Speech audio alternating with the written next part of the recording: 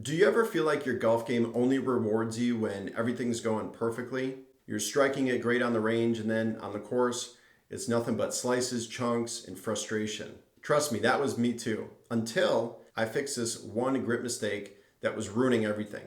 And that's what I'm going to talk to you about today. And if you're new to the channel, welcome. I'm Mario. I'm a scratch golfer, and here on this channel, I give you tips, strategies, and techniques on how to improve your game. This is the mistake that 90% of golfers have.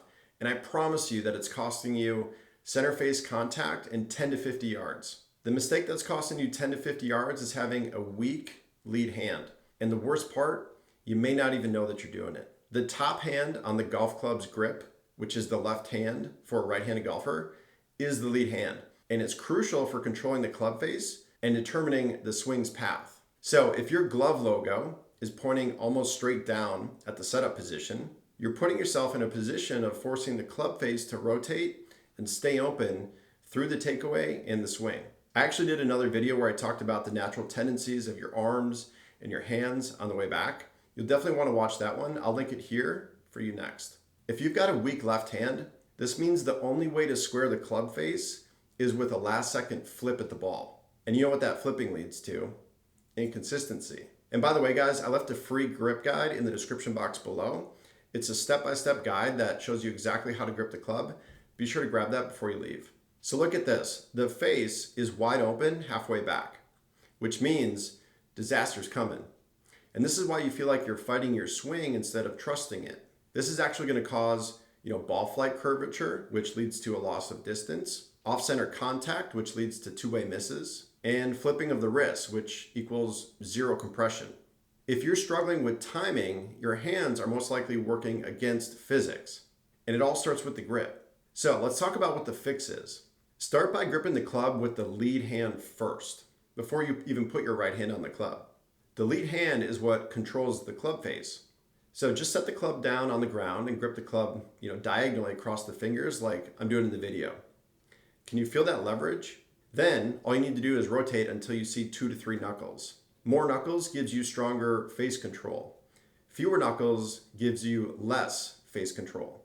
And what you're going to notice is a stronger wrist structure. Now, it's going to feel a little bit different, but your lead wrist should feel slightly bowed, and that controls the loft. And really what this does is it gives you true control over the club head at impact instead of guessing. So talk about a checkpoint that you can do during your swing. Pause halfway back. The toe of the club should be slightly down. If it's pointing straight up, the face is likely open. And if it's pointing to the right, it's probably wide open. Once I learned this, it completely changed my game. I didn't have to worry so much about my misses because I knew I had the proper mechanics in place to start. I stopped thinking about, swinging and just started rotating. Don't wait for the course to try this. You want to train your grip first. You can practice at home if you don't have access to a course. And be sure to grab my free grip guide in the description box below. It's a printable PDF that you can take with you to make sure that you're gripping the club properly. There's a drill called the grip and release drill that'll help you with this. Take the correct grip, look for 2 to 3 knuckles, and then hold it for 3 seconds and reset. And do this 10, 20, 30 times. I used to hit weak, high fades that would stall out, then occasionally a nasty hook when I panicked and flipped at the ball. It was total chaos, but it was all due to the grip and I had no idea. So if you feel like you're struggling with the same thing, try what I'm telling you in this video. For most golfers, once the grip changes, ball flight tightens, distance jumps, and most importantly, your confidence skyrockets.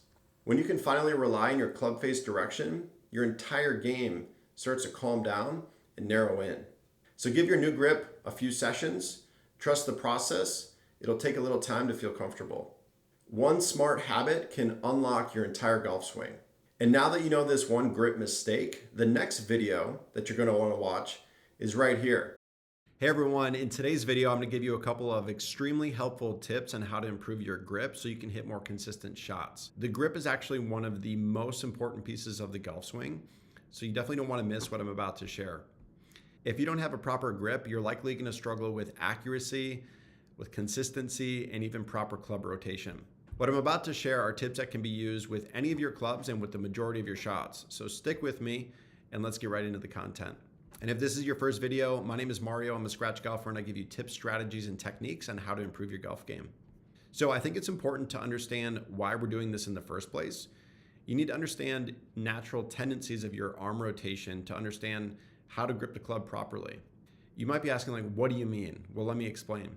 Well, depending on the starting position of your arms and your hands at address, your results can vary greatly. So for demonstration purposes, I'm gonna imagine that you're gripping the club. This is what I see a lot of golfers doing, which means you have somewhat of a strong grip where your right hand is too far on the right side of your club.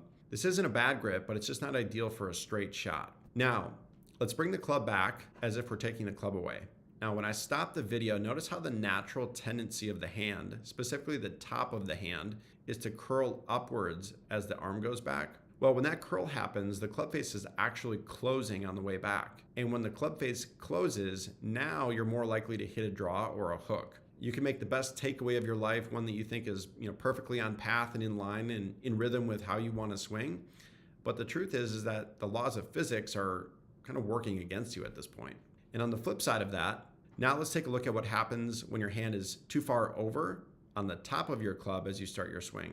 This would mean that you have a weak grip. So let's bring your hand back along the takeaway and notice how the tendency of the hand in this position is for the bottom of the wrist to expose itself. The bottom of the wrist curls under and up. Well, now the club face is open on the way back.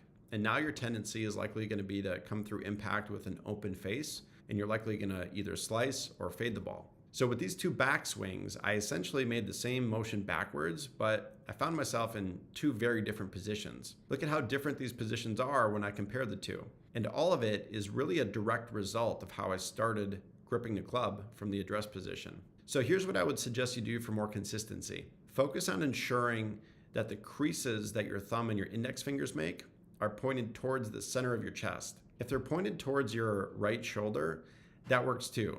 Just make sure that they're not pointed outside of your right shoulder. In this position, you won't be too weak or too strong, and it'll allow for a proper club rotation on the way back. One other thing you might want to avoid is gripping the club too much in the palm of your hands, like I have on the screen.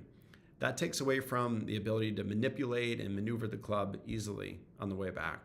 I would also focus on making sure that you do the interlock grip. There's a couple of different grip techniques out there, like the interlock and the overlap grip. I've always personally been a big fan of the interlock grip because I think it just gives you a more granular level of control compared to the overlap grip. And lastly, I would suggest that you grab my free PDF that I've attached for you here.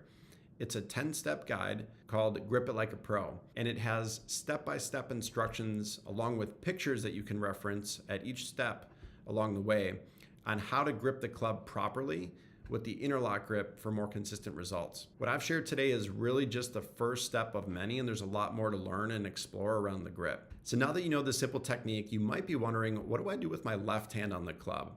Well, I've actually created a video on that exact topic that I'll queue up for you here next.